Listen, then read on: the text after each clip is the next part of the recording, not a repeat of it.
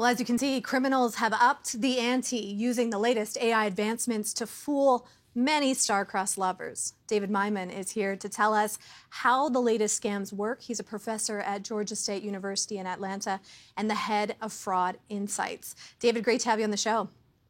Thank you so much for having me. I am hearing a lot about the Yahoo Boys when it comes to deepfake scams. Who exactly are they? The Yahoo Boys are a group of Nigerian folks who are heavily immersed in fraudulent activity that takes place online.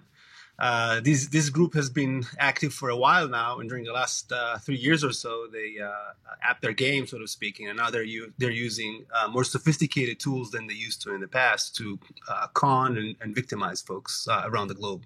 Okay, and is it just Nigeria, or are you seeing this literally around the world? The Yahoo Boys are focused and situated in Nigeria. We have other groups that we're familiar with coming from Ghana, the Sakawa Boys. You have groups in South Asia. Organized crime groups are usually working there. But when we talk about different groups, we're talking about different modus operandi.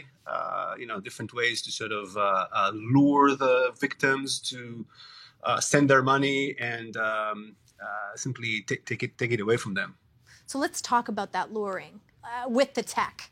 How are they able to be so good at what they do?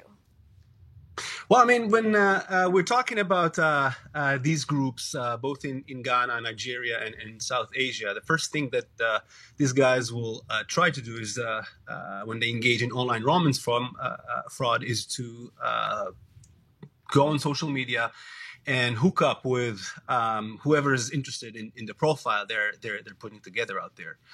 Once they have the victim online, they will try to nudge them away to talk to them over encrypted communication platforms or other types of technologies, which then will allow them to swap faces using Gen AI tools and convince the targets that they are really the individuals that the victims saw on social media platforms. Of course, when the criminals are opening those profiles, they're using stolen images from other people, Facebook and Twitter and other social media pages.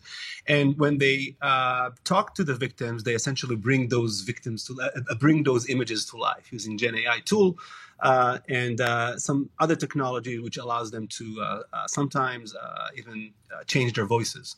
Yeah, it is fascinating to watch. And I know that in your research, you infiltrate these groups and share a lot of those videos with the public. We have a video of a Canadian man being baited. Let's take a look at that. Listen, I want to meet with you, okay? I really do want to meet with you. And this is one of the reasons why I'm coming over to Canada. David, so when you hear and see a video like that, is there anything that you can pick out that would help you know it's fake? Very difficult if you don't know what to look for. At this point, seeing all these videos during the last 2 years or so, I think that we're in a better position to assess whether a video is fake or not. But unfortunately, most of the targets, many of the victims out there simply cannot really distinguish between a real video and a fake one. Yeah, I mean, I always think about AI and glitches. So if I see a bunch of glitches in a video, I get suspicious. Is it enough to see glitches and question?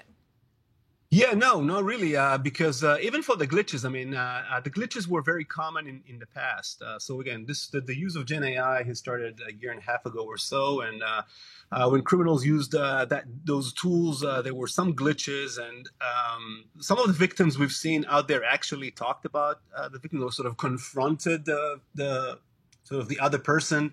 They thought they were talking to about the fact that the video doesn't really come across neatly enough, but the criminals had a ready answer. I mean, they always were saying that they are talking from an area with bad reception, or that their internet connection is not great, right? So once you choose to ignore these potential glitches as a type of a red flag, then it's really complicated and difficult for you to sort of identify the fact that you are talking to a deep fake, so to speaking.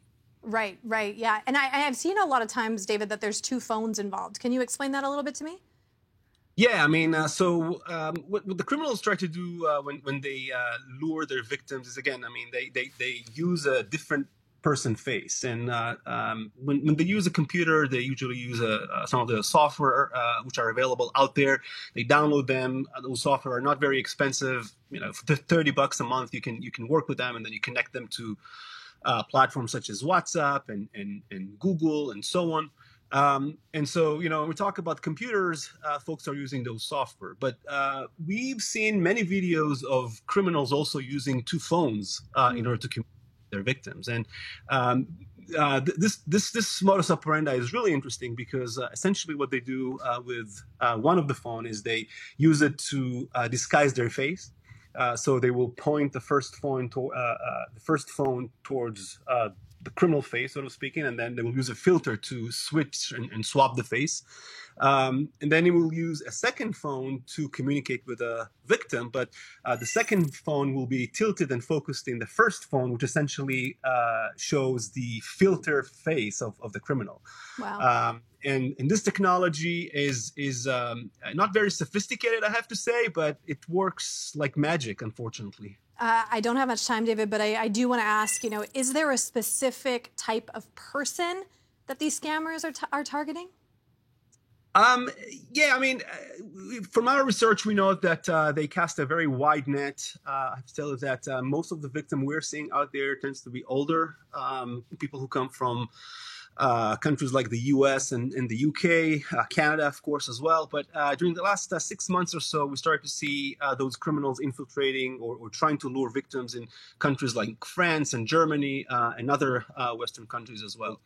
David, so great to get your insight into this, and hopefully we can help a few more people. Great to have you on the show. Thank you so much for having me.